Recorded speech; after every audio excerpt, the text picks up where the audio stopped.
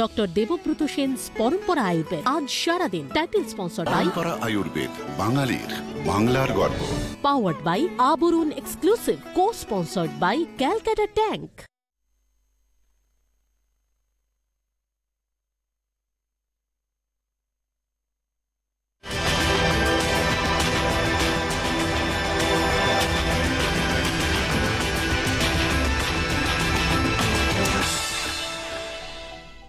ফিরে এলাম বিরতির পর। লাস্ট পার্ট অফ আজ সারাদিন।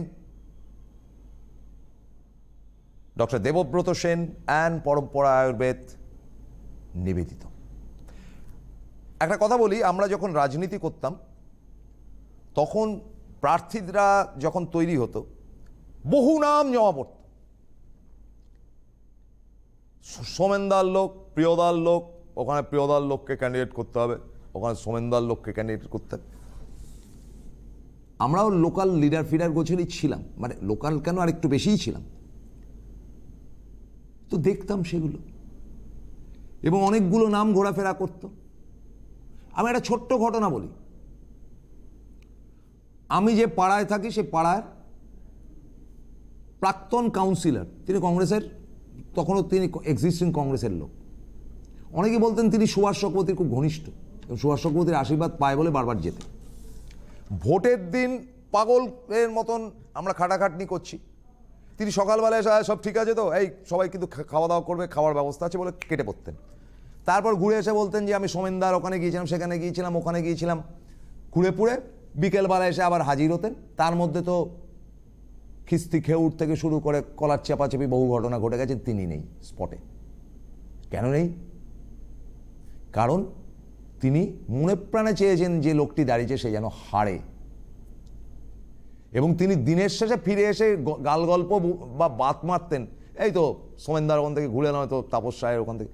কেন? আপনি যেটা, যে অঞ্চল আপনার, যেখানকার আপনি কাউন্সিলর, আপনি সেটা ছেড়ে বাইরে গেলেন কি করে?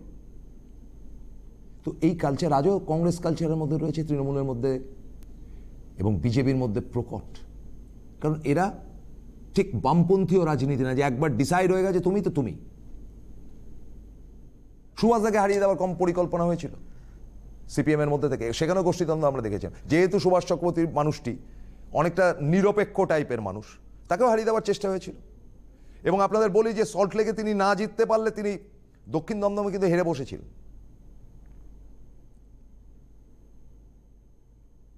ফলে গোষ্ঠীদ্বন্দ্ব প্রকাশ্যে নির্লজ্জের মতন, গোষ্ঠীদ্বন্দ্ব সূক্ষ্মাতি সূক্ষ্মভাবে। তপন শিকদার দমদমে জিতল কি করে?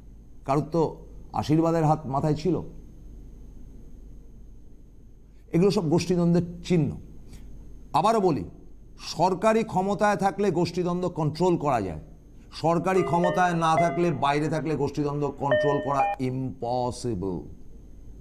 এবং এমনটি ভাববেন না যে অমুককে ক্যান্ডিডেট করেছে, অমুক স্যাবোটেজ করে হারিয়ে দেবে, সব দলে সেই জিনিসপত্র মালপত্র রয়েছে। হ্যালো হ্যালো, হ্যাঁ বলুন। হ্যাঁ বসুন্ধরা, হ্যাঁ আমি টালিগঞ্জ থেকে সৌভিক মুখার্জি বলছিলাম। সৌমিত্র? সৌভিক মুখার্জি। শুভদীপ? সৌভিক মুখার্জি। সৌভিক, সৌভিক, হ্যাঁ সৌভিক। হ্যাঁ, আমি আপনার চ্যানেল বহুদিন ধরে দেখি, আপনার আমি সৌভিক। হ্যাঁ হ্যাঁ শুনেছি। সৌভিক অনেক বড় ফ্যান। সৌভিক একটু টেলিভিশনটাকে করছেন, আপনাকে আমি ফলো করি অনেকদিন ধরেই। সৌভিক একটু টেলিভিশনটা মিউট করতে হবে, নবীন ভোটার, একটু টেলিভিশনটা মিউট করতে হবে সৌভিক। হ্যাঁ করে দিয়েছি। হ্যাঁ আবার গোড়া থেকে বলো। হ্যাঁ, আমি আপনাকে অনেকদিন ধরেই ফলো করছি অ্যাজ আ জার্নালিস্ট, এবং আমি বলতে পারেন আমি একজন নবীন ভোটারই। এটা আমার দ্বিতীয় লোকসভা ভোট হবে। তো আমি নবীন পরিপ্রেক্ষিতে একটা কথা বলি। হ্যাঁ বল। আমি তো মানে আমি রাজনীতিতে খুব ইন্টারেস্ট নিই। আমি কিছুদিন ছাত্র রাজনীতিও করেছিলাম, তাই বলতে চাই এটা কোন দল করেছি। কিন্তু আজকে যা দেখা যাচ্ছে যে তৃণমূল এবং বিজেপি তো পুরোটাই যে ভোটটা চাইছে, পুরোটাই দেখা যাচ্ছে যে ভোটের আগে রাম মন্দিরকে ইস্যু করছে, বালাকোটকে ইস্যু করছে। তো তাদের কাছে যা দেখা যাচ্ছে যে সামাজিক কোনো ইস্যু নেই। মানুষের জন্য কি করেছে, শুধু ডিমনিটাইজেশন থেকে শুরু করে বা অর্থনৈতিক যে নীতিগুলো নিয়েছে, ওরা হয়তো দেখাতে চেয়েছে যে মানুষের জন্য করছি, কিন্তু আলটিমেটলি কিন্তু দেখা গেছে সেটা মানুষের কোনো হিতে আসেনি। 85 জন লোক মারা গেছে ডিমনিটাইজেশনের এটিএম লাইনে দাঁড়িয়ে, ঠিক আছে? কিন্তু আজকে ইস্যুগুলো ন্যাশনাল ভিত্তিক আপনি যদি দেখেন, কোন দল, এসপি হোক, বিএসপি হোক, এআইডিএমকে হোক বা ডিএমকে হোক, এই ইস্যুটা কিন্তু একমাত্র মমতা ব্যানার্জি তুলে ধরেছেন। এবং হয়তো আপনারা অনেকেই বলবেন মমতা ব্যানার্জি মুসলিমদের দূষণ করছে বা যাই করছে, কিন্তু মমতা ব্যানার্জি একজন নেত্রী যিনি বিজেপির এই নোংরামিটাকে ধরেছে এবং সেটা দেখে প্রতিবাদ করেছে। আজকে দেশের কোন নেতা বা নেত্রী এই জায়গাটা প্রতিবাদ করার কিন্তু জায়গাটা পায়নি বা করেনি। তার কারণটা কি জানেন? তারা জানে, যারা সুবিধাবাদী রাজনীতি করে তারা জানে পোস্ট পোল অ্যালায়েন্সে হয়তো আমাকে মোদির সাথে আসতে হতে পারে। ধন্যবাদ সৌভিক। আপনাদের একটা কথা বলি, ব্যবহার করার ক্ষেত্রে ধরুন অনুব্রত মণ্ডল, ধরুন এই যে এইমাত্র এদেরকে ব্যবহার ক্ষেত্র কেন করব না, প্রথম এবং প্রধান কথাটা হচ্ছে এই প্রসঙ্গটা এলো নকুলদানা ফকুলদানা ইত্যাদির জন্য। আপনারা জানবেন যে একসময় মোহনবাগান ইস্টবেঙ্গলে যে খেলা হতো না, তখন মোহনবাগানের লেফট ব্যাক ছিল ভারতবর্ষের সেই সময়কার বেস্ট লেফট ব্যাক শ্যামল ব্যানার্জি, ইস্টবেঙ্গল থেকে গিয়েছিলেন, দুর্ধর্ষ লেফট ব্যাক ছিলেন, দুর্দান্ত উঠতে পারতেন, ডান পা বাপা দু পায়ে ইকুয়াল শট ছিল। পরেতে অলোক মুখার্জি এলেন, মোহনবাগানে ইস্টবেঙ্গলে দুটো দলেই খেলেছেন। যখনই ইস্টবেঙ্গলের সঙ্গে খেলা পড়তো, পিকে ব্যানার্জি তখন মোহনবাগানের কোচ, তিনি শ্যামল ব্যানার্জিকে সরিয়ে দিয়ে দিলীপ পালিতকে লেফট ব্যাকে খেলাতেন। কারণ দিলীপ পালিত শ্যামল ব্যানার্জির মতো শিল্পী খেলোয়াড় ছিলেন না বা গ্রেটেস্ট ছিলেন না, কিন্তু মানে পায়ের মধ্যে সাররা মেরে হোক, টেংরি মেরে হোক, যে করেই হোক, সুরজিৎ সেনগুপ্তকে আটকাবার ব্যাপারে দিলীপ পালিত এক্সপার্ট ছিলেন। ফুটবলের অঙ্গের মধ্যেই দিলীপ পালিত ছিলেন। লাল কার্ড দেখতেন এমন একবারই দেখেছিলেন, সেবার তো 16ই জানুয়ারি, ছেড়ে দিন, এই 16ই অগাস্ট। তাহলে আমি যদি বিরোধীদের আটকাবার জন্য দিলীপ পালিতকে খেলাতে পারি 1980-তে, সে তার খেলা দেখেছিলাম, তখন তিনি ইস্টবেঙ্গলে, দিলীপ ইয়েকে বিদেশ বোসকে আটকাবার জন্য রাইট ব্যাকে খেলানো হয়েছিল বাঁ পায়ের প্লেয়ার দিলীপ পালিতকে। That is my strategy. Hello hello, হ্যাঁ বলুন। হ্যাঁ, আমি পঙ্কজকান্ত দে বলছি। বলুন বলুন। বিহার, আলিপুরদুয়ার, জলপাইগুড়ি তিনটা সিট সম্পর্কে একটু ধারণা আমি পেয়েছি। আপনার পাওয়া যায় কোনো কাজ হবে না, কারণ আপনি কেউ না। কিন্তু দার্জিলিং সম্বন্ধে আমি একটা বিভ্রান্তির মধ্যে পড়েছি। গত সপ্তাহে আমি শিলিগুড়ি গিয়েছিলাম চিকিৎসার কারণে, কয়েকদিন ছিলাম। সেইখানে নেপালি সম্প্রদায়ের 22 জন লোককে খুঁজে খুঁজে আমি জিজ্ঞাসা করেছি। অনেকে অস্বীকার করেছে, কোনো মতামত দিবে না, কিন্তু কাউকে কাউকে বন্ধু সেজে জিজ্ঞাসা করতে চেষ্টা করেছি। তাতে কেন বিমল গুরুকের নামটাই ওরা বলল, অমর সিং রায়ের নাম কেউ বলল না। এইটা আপনি একটু তদন্ত করে, আপনি যে মিথ্যা কথা বলছেন না তার প্রমাণ, এক মিনিট, আপনি যে আপনি যে মিথ্যা কথা বলছেন না তার কি প্রমাণ? ধরুন সত্য বলছি না, সত্য বলছেন বলাটা খুব অস্বাভাবিক মনে হয়, কারণ চিরকাল আপনারা এরকম ডুপ্লিকেসি কথাবার্তা বলেছেন। আপনাকে তো আমি তদন্তের দায়িত্ব দিচ্ছি। না, আমি তদন্ত করবো না, কারণ আমি দেখে এসেছি, ওরকম কিছু ব্যাপার নেই। ধন্যবাদ। আপনি 22টা লোকের সঙ্গে অসুস্থ, 22টা লোকের সঙ্গে কথা বলেছেন, এটি তো অ্যাবনর্মাল মনে হয়।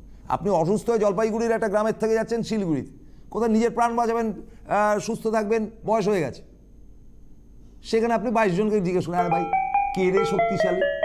ও বিমল গুরুং। হ্যাঁ হ্যাঁ ঠিকই কইছাস বলে একটা নাম্বার 1, নাম্বার 2 কে রে শক্তিশালী? বিমল গুরুং। নাম্বার 2, এই করে 22 জনকে আপনি জিজ্ঞেস করতে গেলেন। আপনার এটা কি কাজ? এগুলো আমাদের কাজ। আপনি চুপচাপ ফোন করে আপনার ওপিনিয়ন জানাবেন। আপনার 22 জনের গপ্প কে শুনতে চায়? রাত্রিবেলা এমনি ভাল লাগে না। হ্যালো হ্যালো, হ্যাঁ বল। বলছি আমি ডায়মন্ড হাউস থেকে বলছি। কে বলছেন? আমি বলছি হিমাংশু ব্যানার্জি। বলুন। আমি বলছি 34 বছরে বামফ্রন্টের তো অনেক খারাপ দিক ছিল, কিন্তু পঞ্চায়েতে নমিনেশন দিতে যায়নি, এই জিনিস ছিল না। 30% পঞ্চায়েতে- এক মিনিট হিমাংশু ব্যানার্জি এক মিনিট শুনুন। আপনি কোথা থেকে কথা বলছেন বললেন? ডায়মন্ড হারবার। গুন্ডামি চূড়ান্ত করেছে, নমিনেশন সাবমিট করতেই দেয়নি। আমি হ্যাঁ। কালকের বাচ্চা না, বুঝলেন তো? আমি হ্যাঁ। দেখেছি নমিনেশন সাবমিট করতে দেয়নি। হ্যাঁ, আপনি তবে কি আর বলছেন? একটা প্রশ্ন আছে। হ্যাঁ বলুন। আমরা বলছি এবারে তো দেয়াল লিখেও মুছে দিচ্ছে, তাহলে এ বিষয়ে কিছু বলুন। দেয়াল লিখে মুছে দিচ্ছে? হ্যাঁ বলুন। কোথায় মুছছে? আমাদের এই এলাকার চতুর্দিকে ঘটছে। কোন পার্টির দেয়াল? সিপিএম পার্টির দেয়াল। সিপিএম পার্টির দেয়াল মুছে দিচ্ছে? হ্যাঁ, তা আপনাদের কলজের জোর নেই কেন দেয়ালটা ধরে রাখার? কলজের জোর নেই কেন? কোথায় গেল 34 বছরের সেই দাপট? একটা দেয়াল ধরে রাখতে পারেন না, একটা দেশ ধরবেন। দুটোই দয়াকারের দে, তালিবর্ষ দেশ, আর একটা হচ্ছে দেওয়াল। আপনাদের দেয়াল ধরিয়ে দাঁড় করিয়ে রেখে দেবে। একটা দেয়াল দখল করতে পারেন না, পশ্চিমবাংলা দখল করবেন। হ্যালো, হ্যাঁ, কেউটে ধরতে পারে না, মানে আরে আপনি ঘোড়া কে? ধরতে পারে না, কেউটে ধরতে গেছে। আচ্ছা আপনি কে? আমি হরিদাস চক্রবর্তী বলছি। বলুন। মানে ওই তো বললাম, ঘোড়া ধরতে পারে না, কেউটে ধরতে গেছে।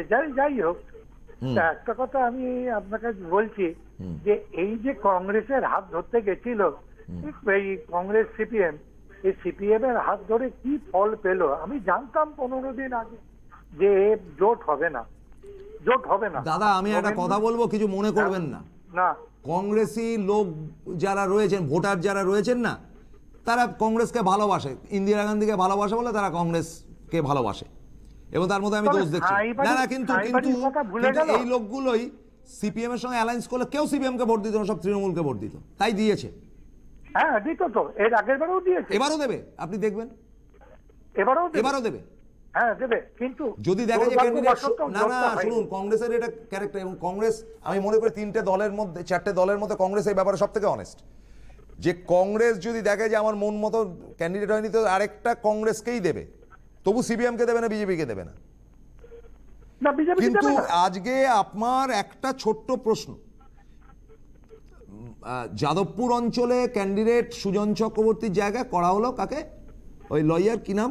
বিকাশ ভট্টাচার্য। বিকাশ ভট্টাচার্য। এর নামটা কেন আমার মনে থাকে না বুঝি না, কিন্তু বিখ্যাত লোক, কিছুতেই আমার মনে রাখতে পারি না। ও বদমাইশ লোক বলে বিখ্যাত লোক না, যাই হোক আমার মনে থাকে না। তো যাই হোক, সেখানে সুজন চক্রবর্তীকে ক্যান্ডিডেট করলে কি হতো আমি বলতে পারবো না। বিকাশ ভট্টাচার্য বৈতরণী। এবার আমার কথাটা হচ্ছে বিগত উত্তরপ্রদেশের লোকসভা, বিহারের লোকসভা, এই বিহারের বিধানসভা, উত্তরপ্রদেশের বিধানসভা ইত্যাদি বিভিন্ন বিধানসভায় আমরা দেখেছি যে শেষ মুহূর্তে সিপিএম এমন কিছু একটা বিগ্রানো ব্যাপার করে যেটাতে ফায়দা হয় বিজেপির। অথচ এই সিপিএম বারবার বলে দিদিভাই মোদি ভাই। প্রসূনবাবু একটা কথা আমি বলি, যে এতদিন কংগ্রেসকে আটকে রাখলো যাতে এই লালু বুলুরা বিভিন্ন টিভির সমীক্ষায় সেজে গুজে সন্ধ্যের সময় এসে বসলেন। এবার সিপিএম কংগ্রেসকে কোনো কথা বললো না, কংগ্রেস সিপিএম কে কোনো কথা বললো না। এটাই সিপিএম এর ফায়দা,